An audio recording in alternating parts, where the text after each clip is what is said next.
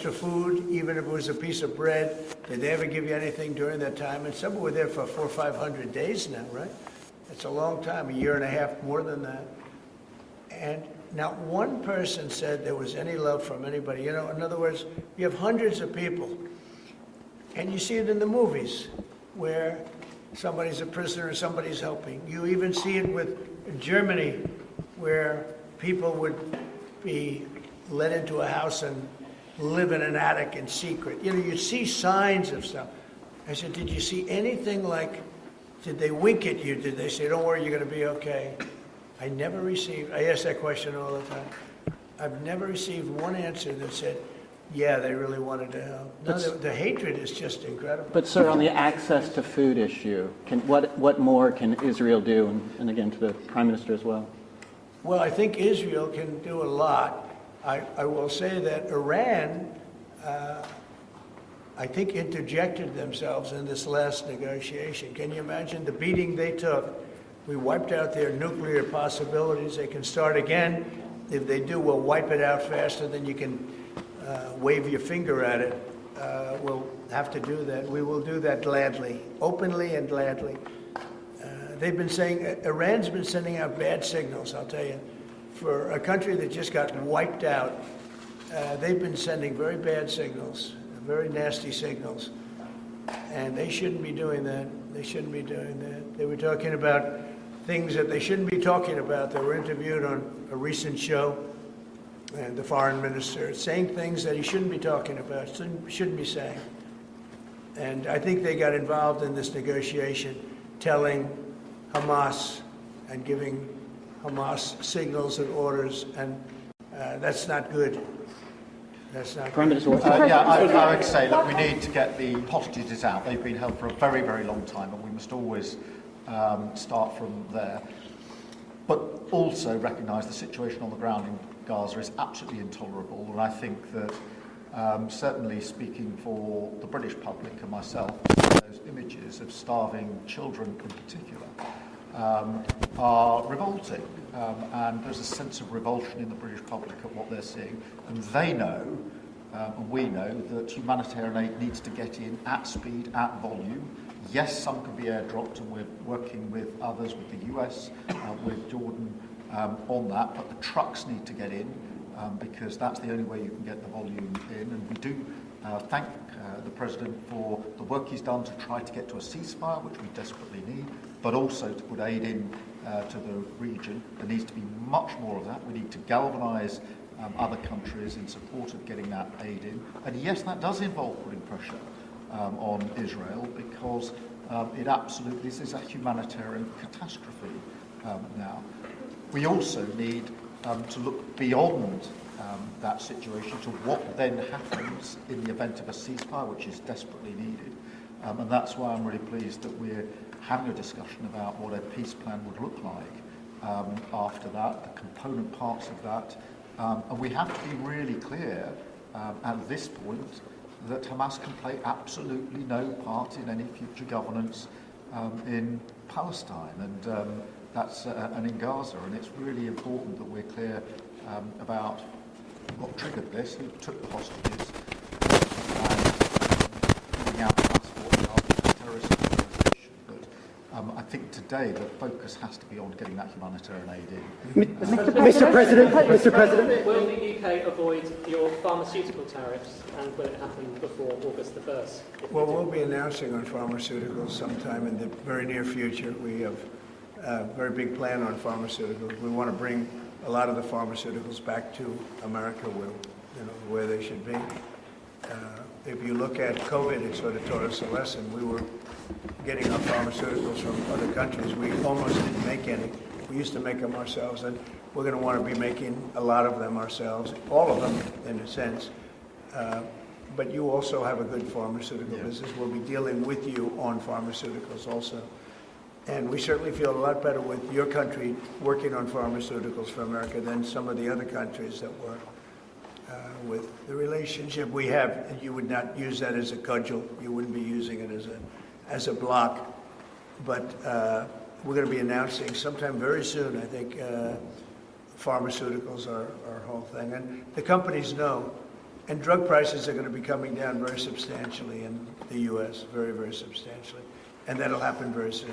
Mr. President, we can all sense your frustration with ahead. Vladimir Putin. Sorry, we can all sense your frustration with Vladimir Putin. Yeah. Do you think he has been lying to you about his intentions in Ukraine? Well, I don't want to use the word lying. All I know is we'd have a good talk, and it seemed on, let's say, 3 occasions, it seemed that we were going to have a ceasefire and maybe peace, and you divide it up and you do whatever you have to do, that obviously to get to the end. And all of a sudden, missiles are flying into Kiev and other places. And I say, what's that all about?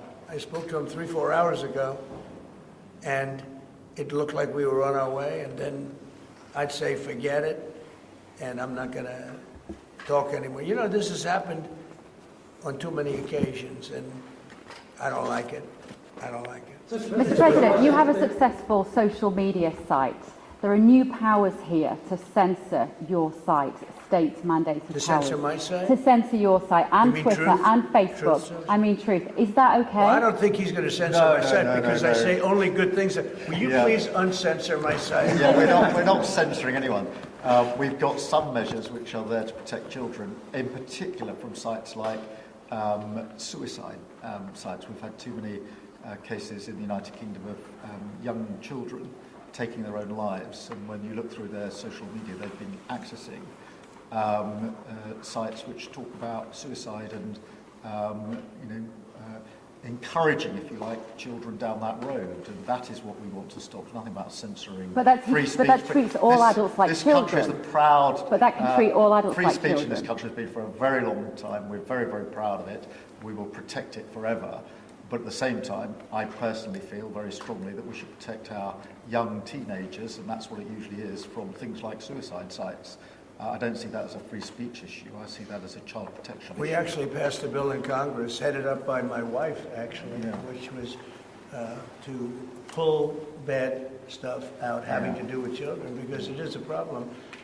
But I cannot imagine him censoring Truth Social. This is more of a very political, and it's been a very big success. It's not going to happen. And I only say good things about him and his country, so if they censor me, you're making a mistake. I'm going to give my ambassador the job, make sure it's not censored. I had not heard that. Mr. President, question about golf? You're a big investor in this area, Mr. President. Say it? You're a big investor in this area of Scotland. To put it mildly. To put it mildly. Like this ballroom that we built it's from amazing. scratch. Do you worry, though, about the risk of increased taxes here? Will that stop you investing?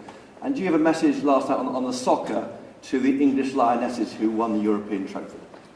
So I think that I have a theory that low taxes bring growth. We just passed a big tax cut bill, the biggest bill in the history of our country, actually. And one big, beautiful bill. I used to call it the great one big beautiful. We took the word great out. But it's actually called the one big, beautiful bill. It's essentially a very large tax cut bill for everybody. And our country's pretty soon, I think I can say it right now, our country's never done better. We had a country that was dead. It was dead 6 months ago, a year ago. Leaders from NATO, we had a very successful meeting at NATO, your prime minister was there. It was an unbelievable love fest with all of those countries. And they agreed to go 5% and all the things. Very smart to do. But many of the leaders said, essentially, they said, your country was dead 1 year ago. 1 year ago, we had a dead, and we did. We had a dead country. We had a president who didn't know where the hell he was. We had horrible, horrible people running our country.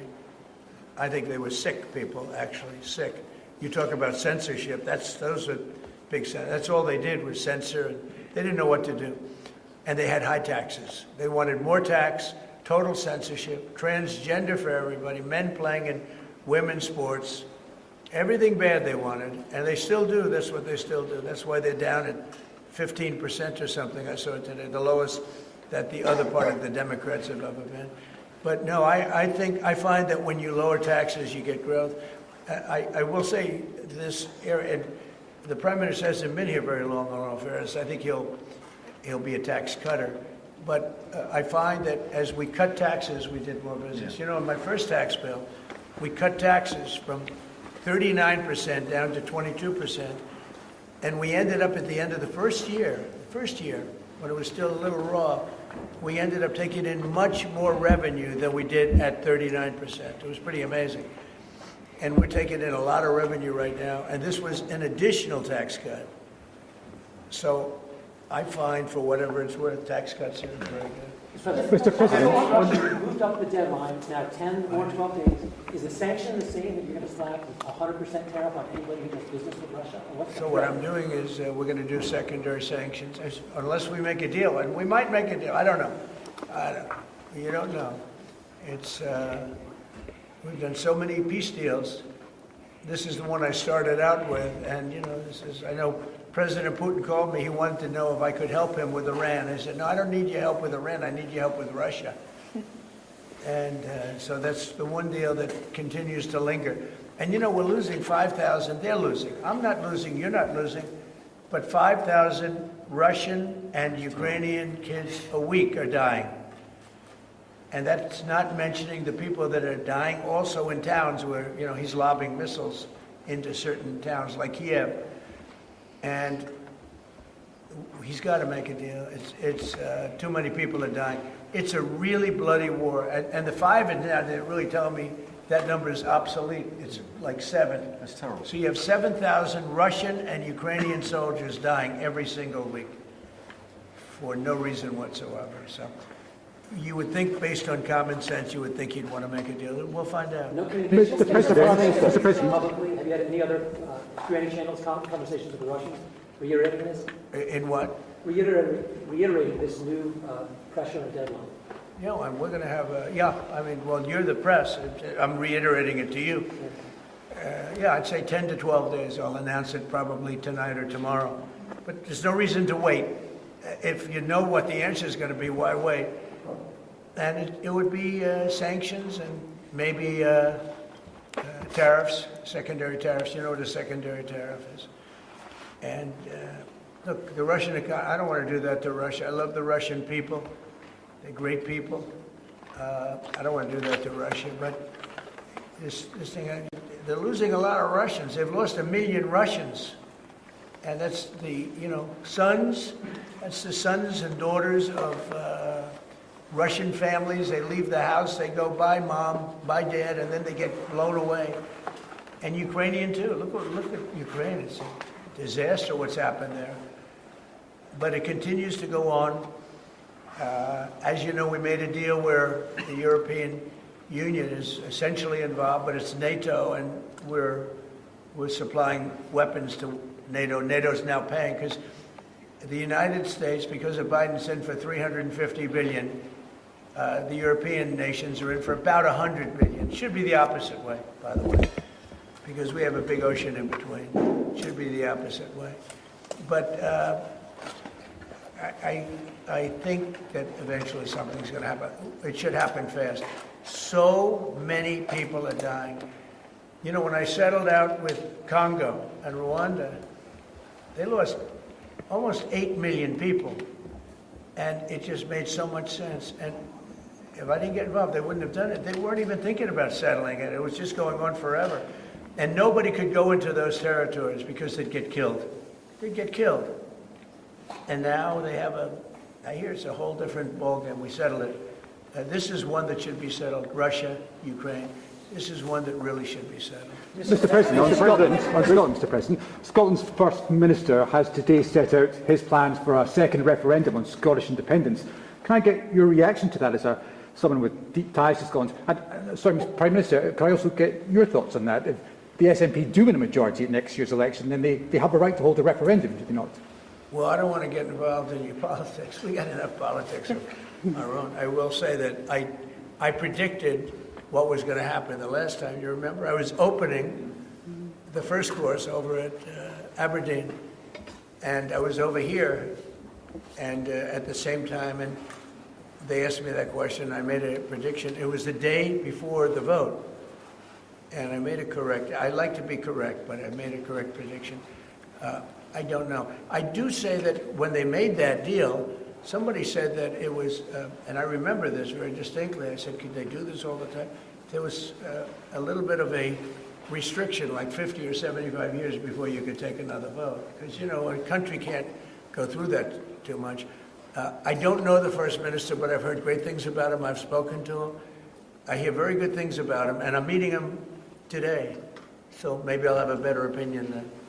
And let me answer that straightforwardly, because I believe in a stronger Scotland, in a better United Kingdom. And I think that at a time like this, when it's quite clear that there's uncertainty and volatility around the world, the strength of the United Kingdom together is very important for all four nations, very important for Scotland, and that should be our priority, that focus, not on the politics, which feels like the politics of yesteryear now, at a time that the First Minister should probably focus more on his delivery in Scotland than on his constitutional issues, and we might have a better health service in Scotland. But at a time like this, I think the United Kingdom is always stronger as four nations. I think that's better for all four nations. I think that's how Scotland is stronger. Look at the deal that we've been able to do with the United States, a really important deal that we made just months ago. That is what the United Kingdom can do when we act as a powerful set of four nations together, and there are very many other examples. Mr. President, you toured the Federal Reserve last week, and they are set to meet this week. Do you think your visit has inspired a potential rate cut, or how do you see things shaking out this week? Well, it's interesting. I did tour it. I toured the building. Yes. And if you looked at this building, if you came here like 14, 15 years ago, we've had it a long time. It's been an honor to have Turnberry. But I was on much more opulent walls, ceilings, floors. We had to do this. And we did a very great job. I mean, you see how beautiful it is inside. Everything was saved, everything was preserved. We had ceilings that were in bad shape, they were falling down. You know, it's very old, wasn't properly maintained. Now it's brand new and beautiful, and we saved everything. If you really think here, you took a look and you were sort of commenting the coloring. Now this is a brand new building, but if you look outside, it's equally opulent and beautiful, and we didn't do that by spending, hundreds of millions of dollars in surrounding a railing underneath the area that you're painting. I mean, I've never seen that. Brand new, beautiful plywood, very expensive, wrapped around a figurine or a railing to preserve it. But you don't have to do that. You can just wrap a cloth, they call it a blanket, and you don't even have to do that if you're careful when you're doing the ceiling. But I don't know what they did. They'd take down a ceiling and put up a new ceiling, and the new ceiling had no opulence to it. Or they'd fix the ceiling. But I would say that all I need is a good plaster and a can of paint. And, they spent $3.9 billion. And I spent a lot of money too, but it's I'd say 3.8 billion less, meaning I spent probably $100 million making this place incredible. And you were saying a lot of that was local trades. I used local trades. Looking at the windows, I think, in the next room. I had local trades do a lot of this. We have the most opulent windows next door, and I had a choice. Do I take them out? And, they've suffered through 125 years of storms. You have very big storms in this area. When you have a storm, you have a storm. We do it properly. And they made it, barely, but they were in bad shape. So I had some local people come up and we looked at them. You have some great craftsmen here, I think is what you're getting at. And they said, sir, honestly, they've had it. We can copy it and do it much better. And they did. If you take a look at the windows in the various dining rooms, they're magnificent. And they're new, and they're much better looking than what was there. Same exact look, other than a much higher quality. But do you foresee a rate cut? And they're local people. I used a lot of your local people. You have really great local tradesmen here, yes? But do you foresee a rate cut this week? Do you expect the Fed... A rate cut? Yeah, do you expect meaning a tax cut? No. Do you expect the Fed to cut rates this week? I think he has to. You had 11 cuts, you know. In Europe, they had 11 cuts. In other places, they had 10 or 11 cuts. And we had none, but I'm not going to say anything bad. You know, we're doing so well, even without the rate cut. With the rate cut, it would be better. It affects our housing a little bit. Look, we should be 3 points lower. Each point is $360 billion. Can you imagine that? That's big numbers. Each point, 1 point of cut, is the equivalent of $360 billion in savings. That's big stuff, you know. Those are big numbers in the U.S. Everything's big. He should cut. A smart person would cut. You know, he leaves very soon, so it's like one of those things. But I'll miss him greatly. Who will you appoint? On Turnberry, if I may, have you or will you enlist the Prime Minister in your effort to bring the Open back to Turnberry? And Prime Minister, you described this beautiful course. Do you agree with the President that it's time to bring the Open back to Turnberry? Well, as you know, that's not a matter directly for me. That's for the sporting authorities. But look, I mean, it is the first time I've been here. It's absolutely magnificent, both inside and out, and looking at the courses itself and the building. It's incredible. But the decision on the Open is not a decision for me, as you'll understand. I should just pick up on the earlier question, because I for one, will say congratulations to the Lionesses. Last night, our women's football team won the Euros, defended the Euros, I should say, which was a really big success, and the mental and physical resilience that they showed was quite incredible. So there's a lot of bunting out today and tomorrow to celebrate them bringing that cup home. Did you get the chance to do any planning for the upcoming state visit, and how is that going to work? Where would you stay, and anything about this? Well, I'm looking forward to it. It's never been done before, twice. We had our original at Buckingham Palace, and now I guess we're going to Windsor. And it's never been done, and I'm a big fan of King Charles. I've known him for quite a while. A great guy, great person. He looks really well to me. He looks great. So we look forward to coming over.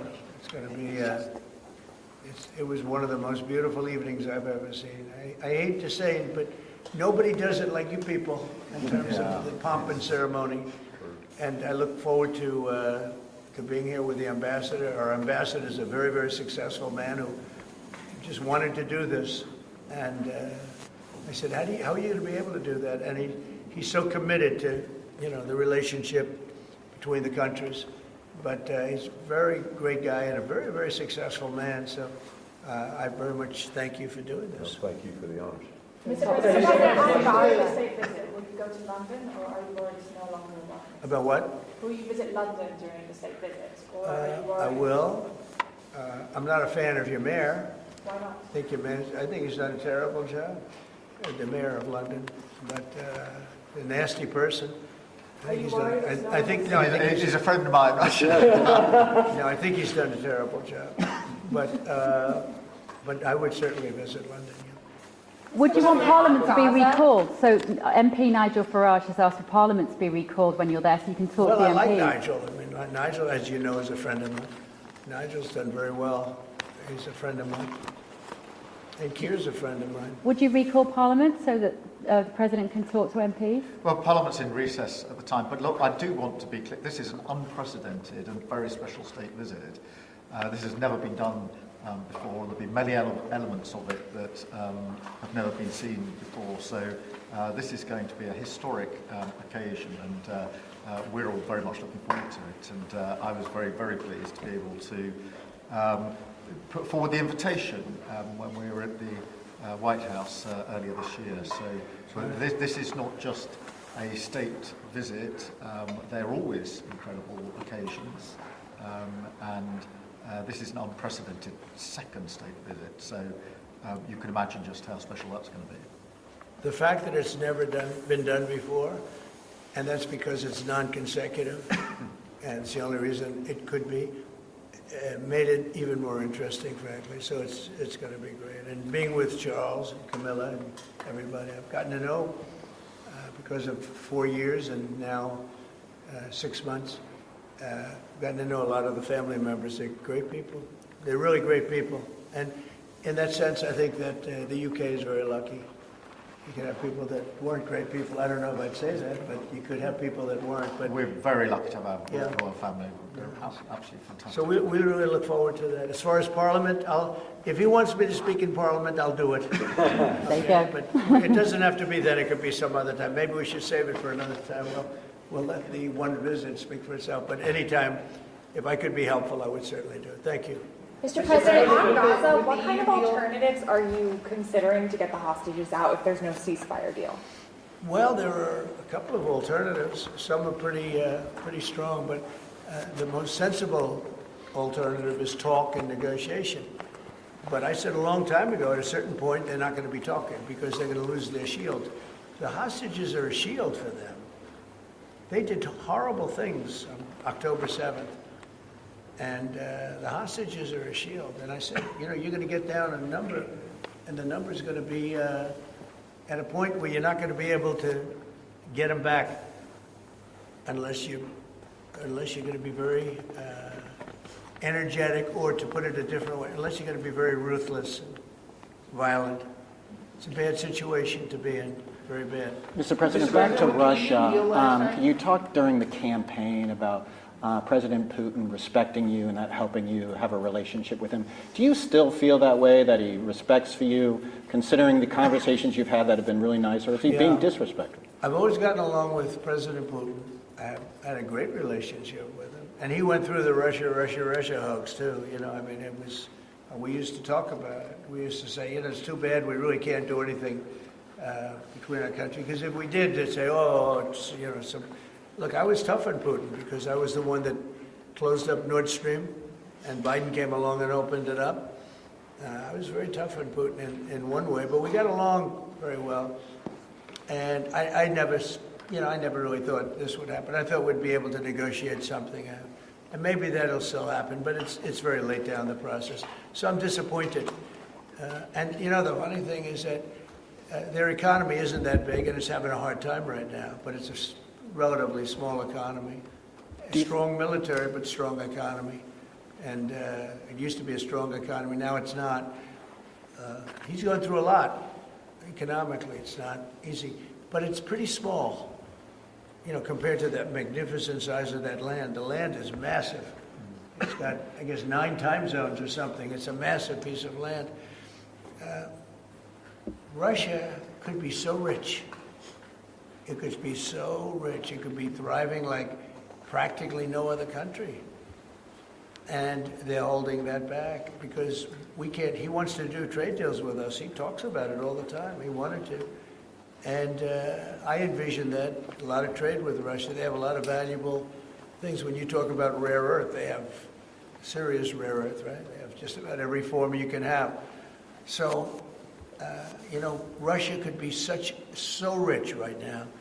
Instead, they spend all their money on war. They spend everything on war and killing people, and it doesn't make sense to me. I thought he would want to end this thing quickly. I really felt it was going to end, but every time I think it's going to end, he kills people. Could a meeting help, and are you considering, has been proposed to meet in Turkey in August? I'm not, I'm not so interested in talking anymore. He talks, we have such nice conversations, such respectful and nice conversations, and then people die the following night with a missile going into a town and hitting, recently I guess the nursing home, but they hit other things. Whatever they hit, people die. So, I don't know. We've just had a sense of your differences in political persuasion where Nigel Farage and Sadiq Khan came up in conversation. I wonder if you have any advice, either of you, for a very divided, polarised world on how you make your relationship work when you come from... Not differences. I happen to like both men. I like this man a lot, and I like Nigel. And, I don't know the politics over here. I don't know where they stand. I would say one is slightly liberal, not that liberal, slightly, and the other one is slightly conservative. But they're both good men. Prime Minister, we like each other, we respect each other, we get on, and we've both got a great love of our countries, of our families, and therefore there's a huge amount that we have already achieved actually together, and will achieve as we go forward, leading our respective countries, and of course the relationships between our countries. Donald, we were talking about this morning, that whether it's defence, security, intelligence sharing, it's a close historic relationship. We have fought together in the past. We've always stood together. And I, for one, I'm very pleased that we've got such a good personal relationship between us. And I think it just shows that even if you come from different political perspectives, different backgrounds, actually there's a huge amount of common ground when it comes to what is in the best interests of our two great countries, and they are two great countries. And I think that because we focus on what's best for our countries, we get along very well, and I'm very pleased that that's the case. Mr. President, your I Treasury... do know he wants to cut taxes as much as he can, and you know, politics is pretty simple. It's, I assume there's a thing going on between you and Nigel, and it's okay, you know, it's two parties.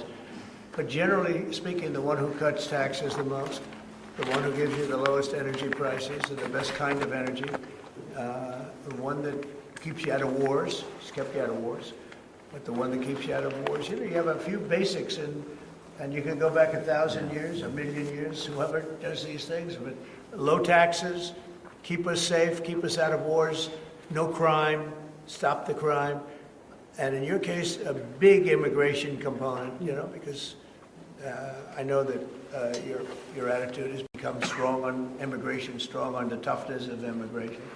But I think whoever's going to be, I think I won because we had a lousy president, to be honest with you. We had an incompetent president. But I won because I was very strong on immigration. Now, we had inflation. We had sort of a bad economy with this guy. We had a lot of problems, but I focused on immigration more than I did anything else. And I think I won because of immigration. I think I won because of the border. I had a bad border where millions of people were coming in to our country illegally. And as you know, in last month, 0 people came into our country illegally, 0.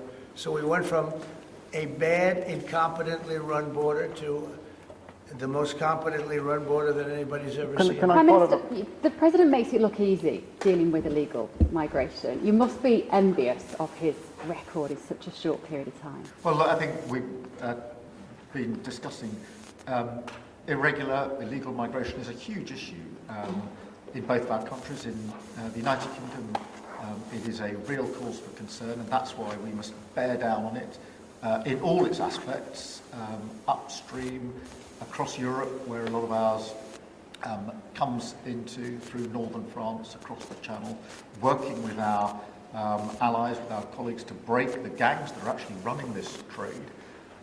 But equally being very strong that when people have arrived in this country who've got no right to be here, then we should be removing them to their own country. And that's why I'm really pleased that we've been able to focus on this very intensely and get 35,000 people out of the United Kingdom who have no right to be here. Because the message has to be you can't make your way to the United Kingdom. We won't tolerate our rules being broken. And if you get here, you will be returned But we are such an to where you came from. We're such It's an really attractive important place. to bear down on that. We're such an attractive place for people to come because they want a better life, because we are a wonderful country. People coming via the rules are always welcome.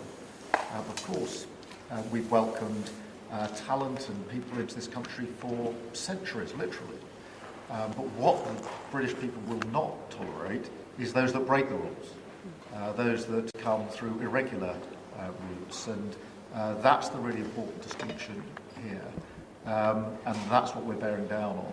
And I'm really pleased that we're through pretty well all of the international engagement I've done, all the meetings I've had, the country we've done deals with. We've done deals with countries in the last 12 months that many people thought it was not possible to do deal with when it came to immigration, irregular immigration, and we returned thousands of people who've got no right to be here. And that, I think, is, for the British people, we're a reasonable, tolerant country where people are coming lawfully to contribute to our communities, to our country. Then, of course, they're welcome. They've made a great contribution. But what people will not tolerate is those that are breaking the rules. And that is an issue of today, but it's a very British thing. We are people who respect rules. We don't approve of those that break rules. Mr. President. I can say, though, that I had one of the greatest victories, they say the most consequential in 129 years, so I don't know about that, but it was pretty close. And we won all of the swing states, which never happens. We won the popular vote by millions of votes. We won, tremendous electoral college sweep. And I believe I did it more than anything else because of my strong stand on immigration. And I don't think this country is any different in that sense. I think it's a big factor. And it is with a lot of the European countries. Some of the countries have, lost their way, and they have tremendous crime because of it. I mean, you had countries with no crime that now have tremendous crime. And you know the countries, and I know the countries. And so I think it's a huge factor in any election, not just this election, but in any election. I think the one that's toughest and most competent on immigration is going to win the election. But then you add low taxes and you add the economy. He did a great thing with the economy because a lot of money is going to come in because of the deal that was made. But I think that immigration is now bigger than ever before. Mr. President, your Treasury Secretary is meeting with Chinese trade officials right now. Have you received an update? Do you expect a deal when these talks are over, especially with the August 1st deadline? No, they're meeting right now. And, we have a good relationship with China. But China's tough. And like you're tough, we're all tough, yes. But we're going to see what happens. We just concluded our deal with Japan. It was very good for everybody. We're making, great deals. We're making deals that are good for us, but we want them to be good for everybody. It's important. It's sometimes I'll do something that I shouldn't do because it's not very important for our country, but it's very meaningful for the country on the other side. And I'll let them have that point because it's very important for them. So I don't know, but we've made a lot of deals in the last couple of months. And then ultimately, as you might as well know, we're going to because we have, you have 200 countries, more, but people don't know that. You got a lot of countries. And I wouldn't want to sit down with 200 people and have to deal the way he was calling me all the time. We want this, we got to have that, These are tough negotiators. These are, look, they're smart people, are tough negotiators. They know what they want. And, but we're going to be setting a tariff for essentially the rest of the world. And that's what they're going to pay if they want to do business in the United States. Because you can't sit down and make 200 deals. But we've made the big ones. We just finished Indonesia. They opened up their country. We just finished Japan. They opened up their country. Japan opened up the country. They were totally closed. They opened up to our cars, even to rice. Rice was a big deal. They would never take anybody else's rice. They'd take in rice. But they opened up their country. Philippines, we just finished. They opened up their country. They were very closed. I'd love to see China open up their country.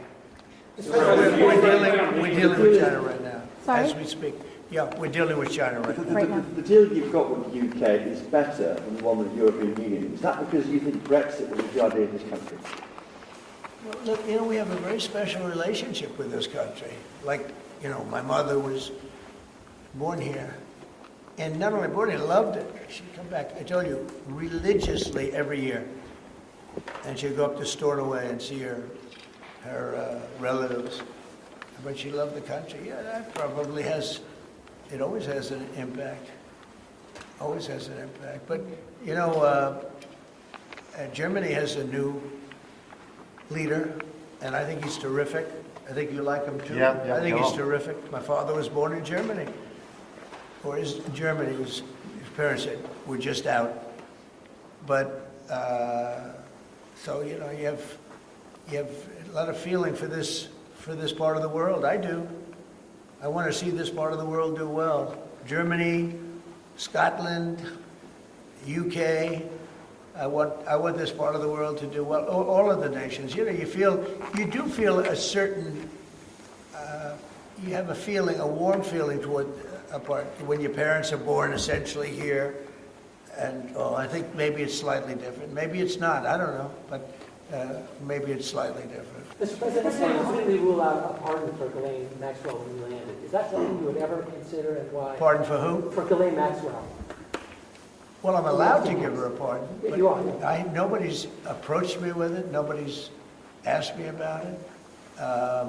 It's in the news about that aspect of it, but right now it would be inappropriate to talk about it. So.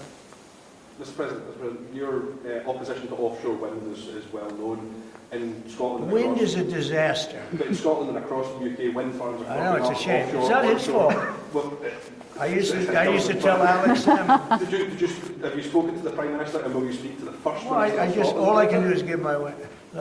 Wind is the most expensive form of energy, and it destroys the beauty of your fields and your plains and your waterways. And look out there. There's no windmills. But if you look in another direction, you see windmills.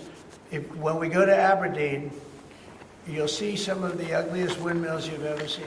They're the height of a 50-story building. And you can take 1,000 times more energy out of a hole in the ground this big. This big. It's called oil and gas. And you have it there, the North Sea. This big, that nobody would even see. You can take 1,000 times more power because the wind is intermittent, it doesn't work, it's extremely expensive. All the windmills are made in China. They used to be Germany and China, now they're mostly in China. They all come out of China. They say that the blades, which are carbon fiber, you can't bury. Oh, okay, you can't bury. What are you going to do, dump them in the ocean someplace? Because they only last a certain period of time. And remember, a windmill has a life of 8 years, especially when they're out in the salty sea and they start to rot and to rust. You have to replace them. It's very hard to replace them. Wind needs massive subsidy. And you are paying in Scotland and in UK and all over the place where they have massive subsidies to have these ugly monsters all over the place. So I've restricted windmills in the United States. Now, a couple we have, the poor stupid people at the beginning, they approved them, so they have their full approvals. But I've restricted windmills in the United States because they also kill all your birds. They wipe out. It's interesting. If you shoot a bald eagle in the United States, they put you in jail for 5 years. And yet windmills knock out hundreds of them. They don't do anything. You explain that. So it's a very expensive energy. It's a very ugly energy. And we won't allow it in the United States. So we believe in a mix. And obviously oil and gas is going to be with us for a very long time. And that'll be part of the mix.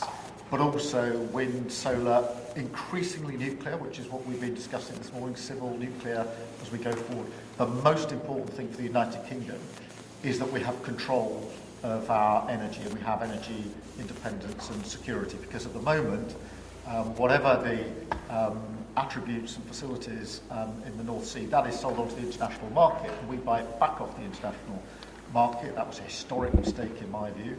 But what we need is a mix so that we get the energy security that we need for the future, and that's the focus of everything that we're doing.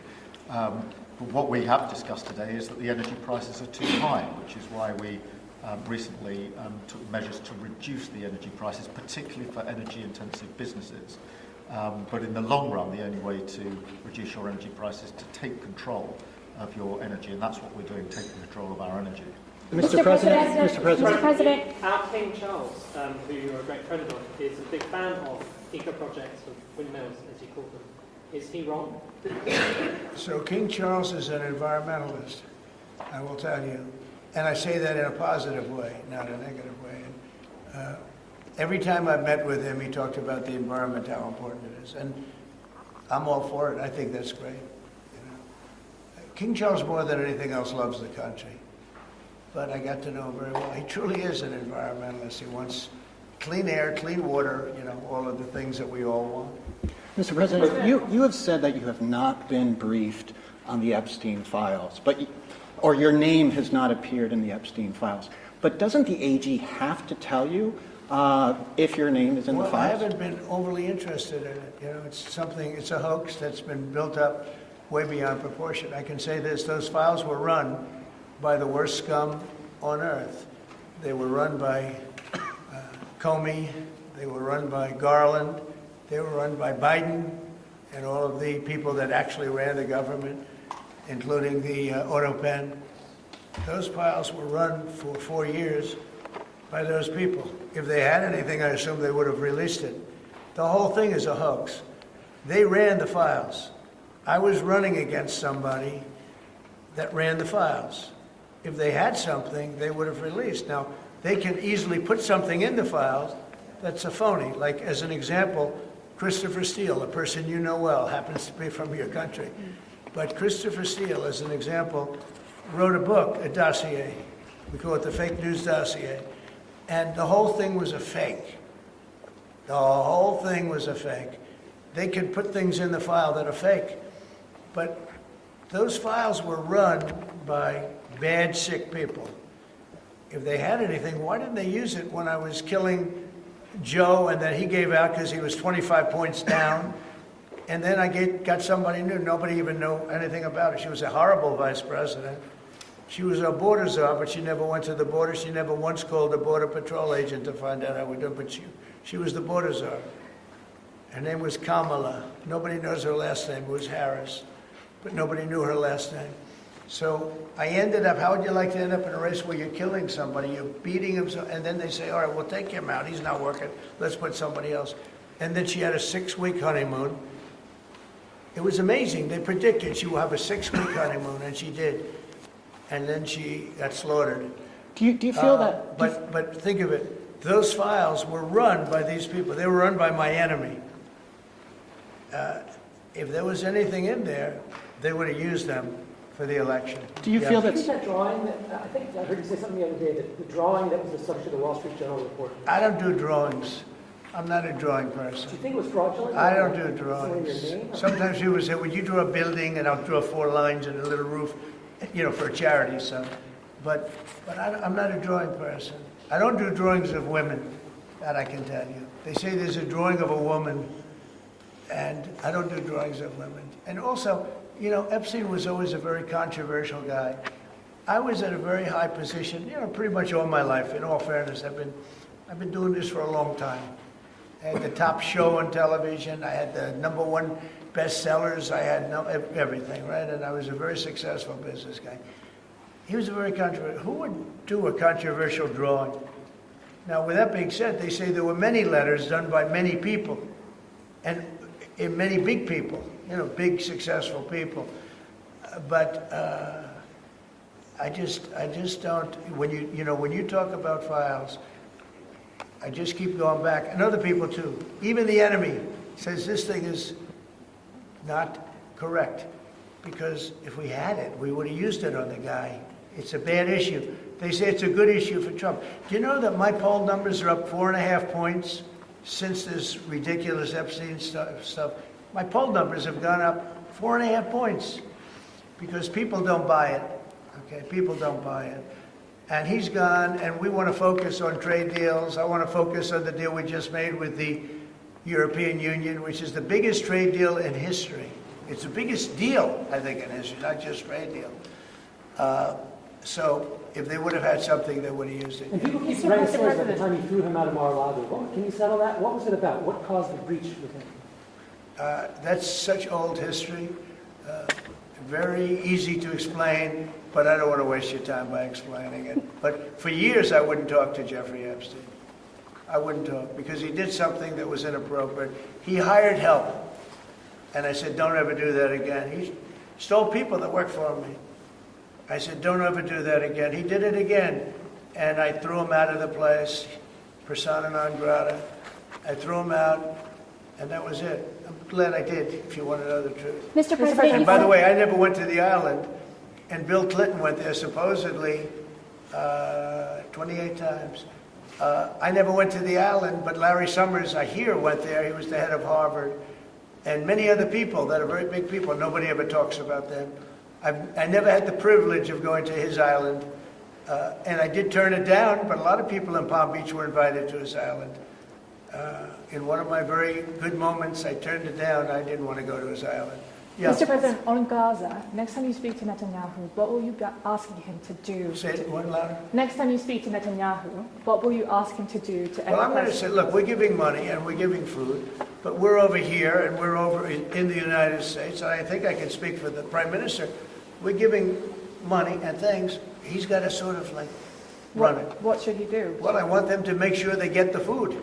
Open.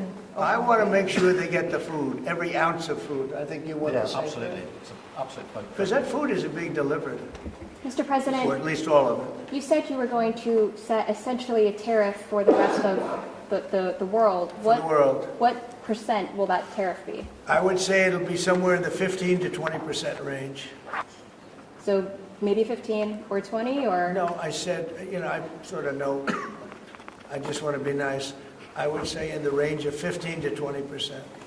Did you just an offer you might operate to UK steel? Probably one of those two numbers. It's an offer for UK and steel aluminum makers here are worried about tariffs. Will you do anything to help them here? Aluminum? And steel. You're a pretty big aluminum maker. Yeah, that's already covered in the deal that we've agreed, so we're just doing the implementation of that. So, Mr. President, when will that come down from 25% to 0? You mean on the overall, on the world? On steel and aluminium from Britain, it's 25. Well, we're going to know pretty soon. We're going to have it pretty soon. Mr. President, on Canada... You have no idea that these people are tough negotiators, okay? But we're a big buyer of steel, but we're going to make our own steel. We're going to make our own aluminum for the most part. But we buy a lot of aluminum from right here, and a lot of steel, too. Yeah. We have a lot of unhappy. with? We have a lot of unhappy. Who are you with? Because you're asking such nice questions. Sorry, GB News. Bev Turner from GB News. Very good. They're We lucky. have a lot of unhappy farmers in this country at the moment, and I'm sure the Prime Minister won't thank me for raising this. We've had changes to inheritance tax, which mean a lot of farmers feel they're going to lose their farms when they die or their father dies. How important are farmers to a country? You mean they're going to lose the farm The- because the- of estate taxes? Correct. So that when So they what die, I've they have to done- pay so much. They're cash poor, but they have great I properties. know. Well, they're cash poor. They're land rich and cash poor. A lot of people are. I've had that too. Sometimes I'm land rich and cash. Sometimes I'm cash rich and land poor. I like it both ways, but as I get older, I like the more conservative route. So I did something that I don't know if you can do, but it was great. I love our farmers. As you know, in our tax bill, we have a clause that's very important. We were losing a lot of farms to the banks because a loving mother and father would die and left their farm to their children or their child, but their children, their family. And they loved their family, and they thought they were doing them a favor, but they had a 50% tax to pay. So the land would get valued, and at a high number, because some of the farms were valuable, but they didn't, they couldn't quantify it. And they go out and borrow money to pay the estate tax or the death tax, as it's called. And they'd overextend and they'd lose the farm. And they'd commit suicide in many cases. We're seeing that. No. Our levels are nowhere near 50%. They're not 50%, but the dissatisfaction is real. We've just introduced where it's paid over many years, works out Well, that's about good. an extra 2% a year over 10 years. So it's not at those levels by any stretch of the imagination. But the other thing that we've done, as you know, is make sure that we've got a pathway for farmers that actually increases their year-on-year income, which is the most important thing. And in all of the deals that we do, we ensure that our farmers are the central focus for much of it, particularly on the agriculture, including in the US deal, because I don't think we can go on for years saying that it's acceptable for farmers to have a year-on-year income which isn't sufficient. We've got to fix that problem. We can't simply live with that problem, so it's a very different situation. Well, we ended the estate tax. There is no estate tax on farms. Maybe you could do the same. So when a parent leaves their farm, because again, a lot of these farms, they don't make a lot of money, but it's a way of life, and they love their way of life, and they love that dirt. That dirt is the most beautiful thing they've ever seen. They love it. I mean, they're farmers. They love doing it. They don't know how to do anything else, but they don't want to do anything else. I speak to farmers. I say, would you like to live in my penthouse in Manhattan? It's always beautiful. No, sir, I want this farm. And what happens is, we were losing a lot of people to suicide. They'd borrow money to pay the estate tax, and they were not able to pay it, and some banks are ruthless, they wouldn't do anything, and they would end up committing suicide. We have totally ended the estate tax in those situations, so there's no estate tax. So when a parent leaves the farm to the kids, they don't have to worry about their local, possibly unfriendly banker coming in and stealing their farm. Mr. President, back to migration, one of the hot flashpoint issues in Britain is migrants being housed in hotels and people in the local communities not feeling safe. Is that an appropriate place to be housing migrants? Does Britain need its own version of the alligator Alcatraz? Anybody illegally should not be allowed in the country. Thank you.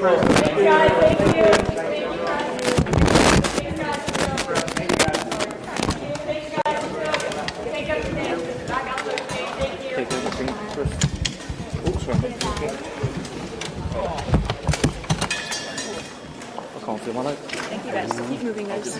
Keep moving. Guys.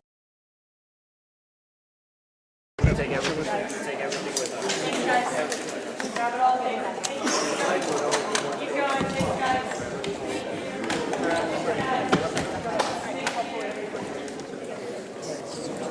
Thank you, Press. Keep going. Keep going. Thanks, guys. Thanks, guys. Keep going. Thank you, Press.